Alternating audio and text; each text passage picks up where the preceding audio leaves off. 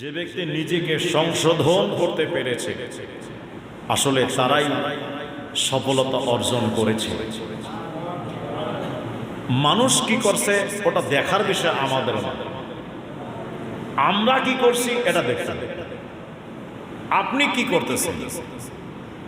আজ আমরা অন্যের দিকে চোখ, আমাদের চোখ অন্যের দিকে এমন ভাবেই দেখা শুরু হয়েছে আমরা নিজেকে ভুলে গিয়েছি দেখতে। এমন একটা সময়, এমন একটা মুহূর্ত সব ক্ষেত্রে, সব সেক্টরে আমরা মানুষকে দেখে অভ্যস্ত হয়ে গিয়েছি। এই জন্য আল্লাহ পাক বলছেন কদ আফলাহা মান তাযাক্কা, যে ব্যক্তি নিজেকে পরিশুদ্ধ করলো আসলে তারাই সফলতা অর্জন করলো। আসুন তাহলে এর উপরে আলোচনা করা যাক। আসলে পরিশুদ্ধ হতে হবে আমাদেরকে। এই জায়গায় নিজের প্রতি দেখব এবং আর এক শ্রেণীর ব্যক্তিদেরকে আমাদেরকে ফলো করতে হবে। নিজেই পড়াশোনা করব এবং আমি যে পরীক্ষার্থী, আমার এই পরীক্ষা অন্য যারা ভালো রেজাল্টে পাস করেছে আমরা তাদেরকে ফলো করব, যে তারা কিভাবে এত সুন্দর নাম্বার, এত সুন্দর রেজাল্ট করলো, কিভাবে পড়াশোনা করলো, আমরা তাদের অনুসরণ করব। তাহলে কি হবে, তার ওখান থেকে আমার কিছু ফায়দা আসবে। এই জন্য আল্লাহ পাক বলেন ইহদিনাস সিরাতাল মুস্তাকিম। আল্লাহ আমাদেরকে সরল সঠিক পথে পরিচালিত করো। সরল সঠিক পথে পরিচালিত করলে নিজেকে আমরা যদি সরল সঠিক রাস্তার দিকে রাখি তাহলে কদ আফলাহা মান তাযাক্কা অর্জিত হবে। যদি আমরা সঠিক রাস্তার মধ্যে থাকি তাহলে আমরা কদ আফলাহা মান তাযাক্কা এর উপরে আমাদের আমল হবে। আর যদি সঠিক রাস্তার উপরে আমরা না থাকি তাহলে এর উপরে আমরা আমল করতে পারবো না। এই জন্য রে যুবক ও মুরব্বি বাবারা, আল্লাহ পাক তারপরে আয়াতে বলছেন সিরাতাল লাযীনা আন'আমতা আলাইহিম। আল্লাহ তাদের পথেই আমাদেরকে পরিচালিত করো যাদের উপরে তুমি ইনআম দিয়েছো। তাদের পথেই আমাদেরকে পরিচালিত করো যাদের উপরে তুমি অনুগ্রহ করেছো, যাদের উপরে তুমি ইহসান করেছো, যাদের উপরে তুমি নিয়ামত বর্ষিত করেছো। রব্বুল আলামিন তাদের পথেই আমাদেরকে পরিচালিত করো।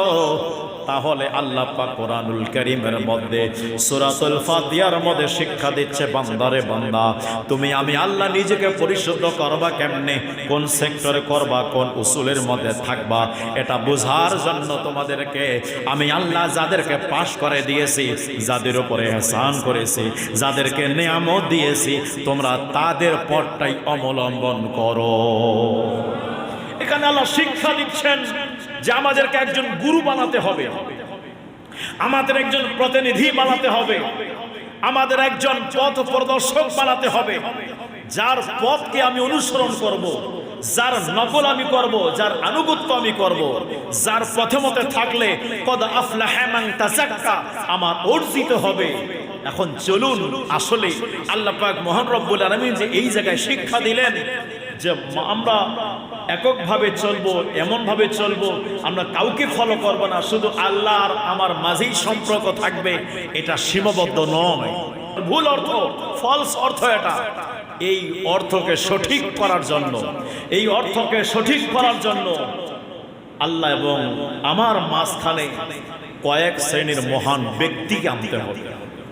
তাছাড়া আমরা আল্লাহ পাকের সান্নিধ্য আমরা পাবো না, আল্লাহ পাকের নৌকট অর্জিত করতে পারবো না, এটা হবে না আমাদের। চলুন তাহলে আল্লাহ পাক বলেন মিনান নাবিয়্যিনা ওয়াস সিদ্দীকিনা ওয়াশ শুহাদা'i ওয়াস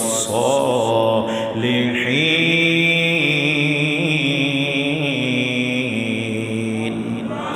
আল্লাহ বলে বান্দারে শোনো শোনো শোনো, তুমি আমার ইবাদত করবা ঠিক আছে, তুমি আমারে মানবা এটাও ঠিক আছে, তুমি আমারে স্মরণ করবা এটাও ঠিক আছে। ওরে বান্দা বান্দা, ওই সময় পর্যন্ত তোমারে এই সঠিক রাস্তার মধ্যে থাকাটা কবুল করব না, যতক্ষণ পর্যন্ত বান্দা তুমি এবং আমি আল্লাহর মাঝখানে এক নম্বরে আমার নবীরে আনবা না। আল্লাহ এবং বান্দার মাঝখানে এক নম্বরে নবীকে থাকতে হবে। কারণ আমরা আল্লাহর পরিচয় পেয়েছি নবীর মাধ্যমে, কারণ আল্লাহর পরিচয় পেয়েছি আমরা রাসূলের মাধ্যমে, কোরআন পেয়েছি নবীর মাধ্যমে, নামাজ পাইলাম নবীর মাধ্যমে, রোজা পাইলাম নবীর মাধ্যমে। তাহলে বোঝা গেল আল্লাহ এবং আমার মাঝখানে এই জায়গায় আমার দয়াল নবীরে রাখাটা অবশ্যই অবশ্যই জরুরি। আল্লাহ পাক কোরআনুল কারীমের মধ্যে বলেন, আতিউল্লাহ ওয়া আতিউর রাসূল। আল্লাহ বলে দেয়, বান্দা তোমরা আমার আনুগত্য করো, আমার নবীর আনুগত্য করো। জোরে গণ সুবহানাল্লাহ। তাহলে যদি কোনো ব্যক্তি রাসূলকে মাইনাস করে কদ আফলাহা মান তাযাক্কা অর্জন করতে চায়, এটা কঠিন কালেও পারবে না। কারণ এই পবিত্রতা অর্জন কিভাবে করতে হবে এটা আমার আল্লাহ দেখাই নাই, আমার আল্লাহ নবীকে দেখাই দিয়েছে। আমার নবীকে ফলো করো। জোরে কন্না সুবহানাল্লাহ। তাহলে আপনাকে আমাকে পরিশুদ্ধ হওয়ার জন্য নবীকে লাগবে। কথা কি বুঝতেছেন আমার? আপনাকে আমাকে পরিশুদ্ধ করার জন্য নবীকে লাগবে। এখন আসেন আল্লাহ পাক বলেন, তারপর আতিউল্লাহ ওয়া আতিউর রাসূল ওয়া উলিল আমরি মিনকুম, ওয়া উলিল আমরি মিনকুম দ্বারা সিরাতাল্লাযিনা আনআমতা আলাইহিম, ওয়া উলিল আমরি মিনকুম দ্বারা সিরাতাল্লাযিনা আনআমতা আলাইহিম। এই ব্যক্তিগণ এনারা কারা? এনারা নবী নয়, নবী নয়, নবীর পরবর্তীতে, নবীর পরে আমি আল্লাহ যেনাদেরকে আমি আল্লাহ ইহসান করেছি, যারা নবীর আনুগত্য করলো ওনাদেরকে আমি আল্লাহ ওনাদের উপরে খুশি হয়। আমি আল্লাহ ঘোষণা করে দিলাম তারা আমার থেকে রাজি, আমি তাদের থেকে রাজি। এরা কারা? কারা? আল্লাহর নেক বান্দা। এই জন্য বলেন ওয়াকুনু মা'আস সাদিকিন, আমার বান্দারা তোমরা সাদিকিন বান্দাদের সাথে হয়ে যাও। সাদিকিন কারা? সিরাতাল্লাযিনা আনআমতা আলাইহিম, যাদের উপরে আমি আল্লাহ ইহসান করেছি। তাহলে নবী লাগবে, ওলি আল্লাহকে আমাদের মাঝে লাগবে। কথা বলেন ঠিক কি ঠিক না? হাড় হচ্ছে নাকি আবার? আয়াত বিল আয়াত তাফসীর। তাহলে বোঝা গেল নবী লাগবে। নবীর যারা অনুসরণ করেছে, আল্লাহ যাদের থেকে রাজি হয়ে গেছে, আল্লাহ পাক তাদের কথা বলেন। তাহলে বুঝা গেল এনারা কারা? সাধারণ বান্দা নয়, এনারা আল্লাহ পাকের নেক বান্দা, যাদেরকে ওলি বলা হয়। আরবিতে ওলি বলা হয়, আরবিতে আউলিয়া বলা হয়, ফার্সিতে পীর বলা হয়, বাংলাতে বন্ধু বলা হয়। জোরে কন্না সুবহানাল্লাহ। আমার আল্লাহ পাক মহান রব্বুল আলামিন এই ওলি আল্লাহর কথা বলেছে। আমরা যদি ওলি আল্লাহর পথকে অবলম্বন করি, আমরা যদি এনাদের পথে মতে চলি, আলহামদুলিল্লাহ আল্লাহ আমাদের আত্মা আমাদের কলবকে পরিশুদ্ধ করে দিবে। আল্লাহ বলে কদ আফলাহা মান তাযাক্কা। আমরা তখন এই সফলতা অর্জন করতে পারব যখন একজনকে ফলো করে নিজের জীবনটাকে আমরা সাজাবো। ঠিক কিনা বলেন? এই জন্য যুবক ভাইয়েরা আমার, গভীর মনোযোগের গান লাগান। আল্লাহর ওলিগণকে ফলো করার লস নয়, লাভ আছে রে বন্ধু রে। ও যুবক ভাইরা, ও মুরব্বী বাবারা, আল্লাহর ওলিগণকে ফলো করলে আল্লাহ পাকের প্রিয় বান্দা আপনি হতে পারবেন। রাজিব আল্লাহর ওলিগণ সদা সর্বদা একটা কদম যদি চলে আল্লাহর খুশিতে, আল্লাহকে খুশি করার জন্য চলে। ওলি আল্লাহকে যখন আমরা অনুসরণ করব, ওনাদের মারিফাত, ওনাদের রূহের ফয়েজ আমাদের অন্তরে চলে আসবে। ওরে বন্ধু রে, বন্ধু বন্ধু, নিজামুদ্দিন আউলিয়া রাহমাতুল্লাহি আলাইহি 101টা খুন করেছে, আল্লাহ পাকের ওলি হয়ে গেছে। কথা কোন ঠিক কি ঠিক না? 101টা খুন করেছে, 100টা খুন করার পরে 99টা খুন করার পরে এইবার চিন্তা করে আল্লাহ কি ব্যাপার, এরকম খুন করে করে যদি আমি যদি ইন্তেকাল করে যাই, আমি কবরের মধ্যে কি জবাব দেব, কি অ্যান্সার দিব? আল্লাহ আমার মাফ করে দাও দাও। একজন ব্যক্তির কাছে গেলেন, যাওয়ার পরে বললেন, হে আমার ভাই, আমি তওবা করতে চাই, আল্লাহ কি আমারে মাফ করবে না? আল্লাহ কি আমারে মাফ করবে না? ভাই না, তুমি এতগুলো খুন করছো, তোমাকে আল্লাহ কিভাবে মাফ করতে পারবে? যখন মাফই করবে না, যাও তোমাকেও সাইজ করে দিলাম, তাকেও মেরে দিলেন। এবার একজন হুজুরের কাছে গেছে, হুজুর আমি 100টা খুন করছি, আমি তওবা করতে চাই, আল্লাহ কি মাফ করবে না আমাকে? হুজুর বলতেছে, আরে বাবার বাবা, এতগুলো খুন করেছো আর মাফ চাচ্ছ, ভাগ এখান থেকে, কোনো মাফ নাই। বলে হুজুর যখন মাফ চাবো তো আপনাকেও বাঁচতে দিব না, আপনাকেও মারে দিলেন, হয়ে গেল 101টা। আর একজন হুজুরের কাছে গেলেন, যাওয়ার পরে বলে, হুজুর আমি তওবা করতে চাই, তওবা করতে চাই, আল্লাহ আমারে মাফ করবে কি করবে না? এইবার হুজুর বলল, 100% মাফ করবে, 100% মাফ করবে। লা তাকনাতু মির রাহমাতিল্লাহ। আমার বান্দারা রে, ও বান্দারা, আমি আল্লাহর রহমত থেকে নিরাশ হইও না, আমি আল্লাহর রহমত থেকে নিরাশ হও না। যত বড় গুনাহগার হও না কেন, যত বড় অন্যায়কারী হও না কেন, যদি খাস দিলে আমি আল্লাহর কাছে তওবা করতে পারো, আমি আল্লাহ তোমার গুনাহগুলো মাফ করে দিব, আমি আল্লাহ তোমাকে মাফ করে দিব। এইবার নিজামুদ্দিন আউলিয়া রাহমাতুল্লাহি আলাইহি এইবার বললেন, হুজুর তাহলে উপায়টা কি আছে বলেন না? যখন আল্লাহ মাফ করবে আমি ক্ষমা চাইতে চাই, আল্লাহর কাছে ক্ষমা চাই। একটা বলেন হুজুর কি করতে হবে? তখন ওই নিজামুদ্দিন আউলিয়া যে হুজুরের কাছে গেলেন, হুজুর বলে, এমনি এমনি হবে না, আপনি যান যান যান, ওই শহরে একজন আল্লাহর ওলি আছে, ওনার কাছে যে আপনি তওবা করে মুরিদ হয়ে আল্লাহর ইবাদত শুরু করে দেন। দেখাই দিন একজন ওলির কাছে। যুবক ভাইরা ও মুরব্বী বাবারা, এইবার আল্লাহর ওলির কাছে গেলেন, হুজুর 101টা খুন করেছি, আমার কি মাফ হবে না? আল্লাহর ওলি ডাক দিয়ে বলে, অবশ্যই মাফ হবে, তবে তওবাটা 1 নাম্বার করতে হবে, জিন্দেগিতে ওই রকম কাজ আর করা যাবে না, আল্লাহর ইবাদতে মগ্ন হন। এবার নিজামুদ্দিন আউলিয়া বলে, হুজুর এই জন্য আপনার কাছে আসলাম, আমারে মুরিদ করে দেন, আমারে তওবা করান, আমি আর জিন্দেগিতে পাপ কাজ করব না। হুজুর আমি কি ওলি হতে পারবো? আল্লাহর কি বন্ধু হতে পারবো? 100% পারবেন। হুজুর কি আমল আছে বলেন, কি আমল আছে? এইবার ডাক দিয়ে বলেন, যাও যাও যাও, একটা মরা গাছের নিচে 12 বছর ইবাদত করবা, ওই গাছটা যদি জিন্দা হয়ে যায়, ওই গাছটা যদি জিন্দা হয়ে যায়, মনে রাখবা ওই দিন তোমার বুজুর্গি আল্লাহর কাছে কবুল হয়ে গেছে।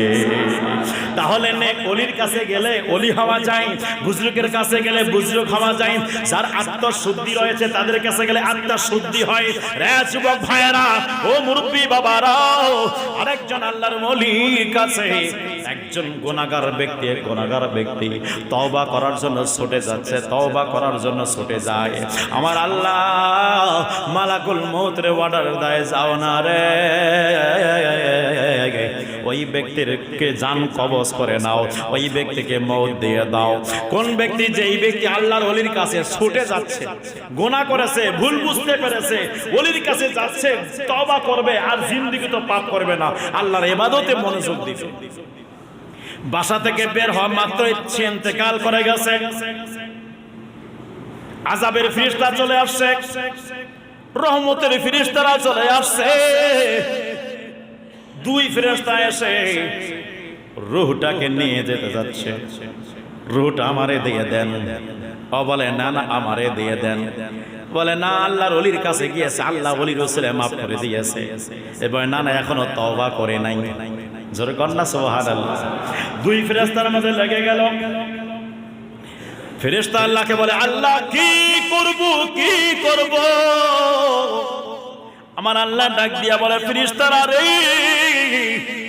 আমার বন্ধু বাসা থেকে ওই ব্যক্তি মারা যাওয়ার স্থান পর্যন্ত মাপ করে দেখো, পরে স্থান থেকে শুরু করে তার বাসা পর্যন্ত একটা মাপ দাও। যেই দিকে বেশি থাকবে ওই দিকের ফেরেশতারা নিয়ে যাবে, যদি তার বাসার দিকে বেশি থাকে যদি তার বাসার দিকে থাকে তাহলে আযাবের ফেরেশতারা তারে নিয়ে যাবে।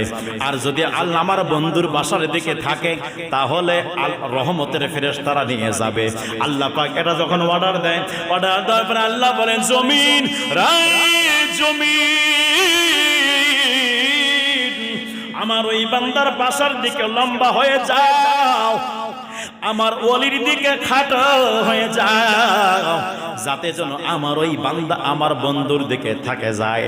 আমার বন্ধুর নিয়তে বের হয়েছে, আমার বন্ধুর ছেলে আমি আল্লাহ তারে ক্ষমা করে দিয়েছি, এই জন্য আমি আল্লাহ চাই না সে জাহান্নামে চলে যাক। এ আমার যুবক ভাইরা, ও মুরব্বী বাবারা, গভীর মনোযোগের কান লাগান। মাওলা তোমায় ডাকতে জানি না, ডাকার মতো ডাকলে খোদা কেমনে শোনে না। রে যুবক ভাইরা, ডাকার নিয়ম জানি না আমরা, আহ্বান করার নিয়ম জানি না আমরা, আল্লাহকে কেমনে ডাকবো এটা নিয়ম জানি না, জানি না। এটা জানানোর জন্য আল্লাহর ওলির প্রয়োজন আছে, এটা বোঝানোর জন্য আল্লাহর ওলির প্রয়োজন আছে। যারা আল্লাহর বন্ধু হয়ে গেছে, ওনাদের আলোচনা করলে, ওনাদের অনুসরণ করলে, ওনাদেরকে প্রতিনিধি বানাইলে ওনারা জিজ্ঞাসা করব, হুজুর আপনি কেমনে আল্লাহর ওলি হয়ে গেলেন? উনি বলবে, ওলি হতে চাও এইভাবে চলো, ওলি হতে চাও এইভাবে খাও, ওলি হতে চাও এইভাবে নামাজ পড়ো, ওলি হতে চাও এইভাবে ব্যবসা বাণিজ্য করো। রে যুবক ভাইরা, আমাদের নিয়ম ঠিক নাই, আমরা নিয়মতান্ত্রিক না, আমাদের নিয়মটা উল্টা হয়ে গেছে। এই জন্য নিজেকে ঠিক করার জন্য একটা সংবিধানের প্রয়োজন রয়েছে, একটা গাইডলাইনের প্রয়োজন আছে। এই গাইডলাইনকে আমরা আল্লাহর ওলিগণকে বানাবো। কথা বলেন ঠিক কি ঠিক না? ওলি আল্লাহকে যদি আমরা গাইডলাইন হিসেবে, ওলি আল্লাহকে যদি আমাদের প্রতিনিধি পথ প্রদর্শক হিসেবে আমরা বেছে নেই, তাহলে মনে রাখবেন আল্লাহ তো বাঁচার জন্য বলেছে, আল্লাহ তো বলেছে ইহদিনাস সিরাতাল মুস্তাকিম, আল্লাহ সরল সঠিক পথে পরিচালিত করো। আল্লাহকে আল্লাহ তাআলা বললেন সরল সঠিক পথ কোনটা? আল্লাহ বলে সিরাতাল লাযিনা আনআমতা আলাইহিম, যাদের উপরে আমি আল্লাহ ইহসান করেছি, যাদের উপরে আমি আল্লাহ অনুগ্রহ করেছি, তাদের পথে পরিচালিত হও। ওয়া উলিল আমরি মিনকুম, এনারাই হলো আমি আল্লাহ এবং রাসূলের পরে যারা তোমাদেরকে আদেশ নিষেধ করবে, তোমাদেরকে রাস্তা দেখাবে, তোমাদেরকে ভুল রাস্তা, ভুল থেকে মানব বারণ করবে, সঠিক দিকে তোমাদেরকে আহ্বান করবে, এনারাই হলো তারা। এই জন্য এনাদেরকে যদি আমরা আমাদের প্রতিনিধি বানাই নেই, আমাদের গুরু বানাই নেই, আলহামদুলিল্লাহ ওনারাও রবের সান্নিধ্য পৌঁছে গেছে, আমাদেরকে নিয়ে পৌঁছায় গেল। কথা বলেন ঠিক কি না? এটাই বাস্তবতা। এই জন্য আউলিয়া আল্লাহকে মানতে হবে। কদ আফলাহা মান তাযাক্কা, এমনি এমনি হবে না। আপনি দেখেন যত বড় বুজরুক, হযরত আব্দুল কাদের জিলানী রাহমাতুল্লাহি আলাইহি, হযরত খাজা গরিব নওয়াজ রাহমাতুল্লাহি আলাইহি, হযরত বাহাউদ্দিন নকশবন্দি রাহমাতুল্লাহি আলাইহি, হযরত মুজাদ্দিদ আল ফিসানি রাহমাতুল্লাহি আলাইহি, ইমাম জালালউদ্দিন সুয়ুতী রাহমাতুল্লাহি আলাইহি, যত বড় আকাবিরগণ আছে এনাদের প্রত্যেকের পীর মুর্শিদ আছে, এনাদের প্রত্যেকের পীর মুর্শিদ আছে। এই জন্য ওলি আল্লাহর প্রয়োজন। আপনি যত বড় আল্লাহর ওলির জীবনী পড়েন না কেন, দেখবেন সবার একজন বুজরুগ আছে। এখন এক শ্রেণীর ব্যক্তিগুলো বের হয়েছে যাদের আকাবির নাই, যাদের দলের মধ্যে ওলি নাই, এরা ওলি আল্লাহকে মানে না, পীর বুজরুগকে মানে না। আমি বলবো কেন মানে না জানেন? কারণ তাদের দলের মধ্যে কোনো ওলি নাই, তাদের দলের মধ্যে কোনো পীর নেই, তাদের দলের মধ্যে আল্লাহর কোনো বন্ধু নেই, এই জন্য তারা মানে না। যত আল্লাহর বন্ধুগণ সবাই আহলে সুন্নাত ওয়াল জামাতের মধ্যে আছে, যত আল্লাহর বন্ধুগণ সবাই আহলে সুন্নাত ওয়াল জামাতের মধ্যে রয়েছে। ক্বালা মা'আনা আলাইহি ওয়া সাহাবী, আমার রাসূল বলেন আমার এবং আমার সাহাবীর যারা অনুকরণ করবে তারাই হবে জান্নাতি। এদেরকে দেখবেন কেউ হাদিস মানছে না, এদেরকে দেখবেন কেউ মাযহাব মানছে না, এদেরকে দেখবেন কেউ সাহাবী রাসূলের শানে বেয়াদবি করেছে।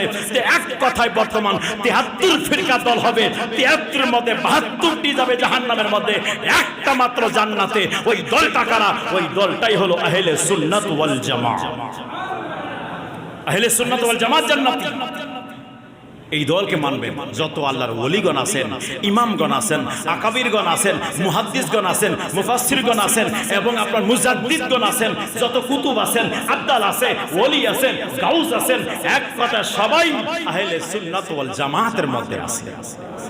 আলহামদুলিল্লাহ আমরা আহলে সুন্নাত ওয়াল জামাতের মতাদর্শিক, আমরা এই জামাতের একজন নগণ্য গোলাম। আমরা এই জামাতে থাকবে পারবেন তো ইনশাআল্লাহ? সবাই আহলে সুন্নাত ওয়াল জামাতে থাকবেন। বর্তমান সময় অনেক ফিতনা ফাসাদের সময় চলছে, কোন দলকে আপনারা দেখবেন না, বাস আল্লাহর ওলিরা যেদিকে আমরা ওইদিকে। কথা বলেন ঠিক কি না? আল্লাহর ওলিরা যেদিকে আমরা ওইদিকে। আমরা যার নুন খাই তার গুণ গাই। কথা বলেন ঠিক কি না? যার নুন খাই তার গুণ গাই। কেন? আল্লাহর ওলিগণ ইসলাম নিয়ে আসছেন বাংলার জমিনে। অতএব আমরা ওলি আল্লাহর দুশ্মনী জীবনও করব না, গোলামি করব, দুশ্মনী করব না। যারা দুশ্মনী করবে তাদের সঙ্গ দিব না, তাদের সাপোর্ট করব না, তাদের পথে থাকবো না, তাদেরকে ইমাম বানাবো না। রাজি আছেন? আল্লাহ আমাদের সকলকে তৌফিক দান করুক, আমিন। আসসালামু আলাইকুম ওয়া রাহমাতুল্লাহি ওয়া বারাকাতুহু।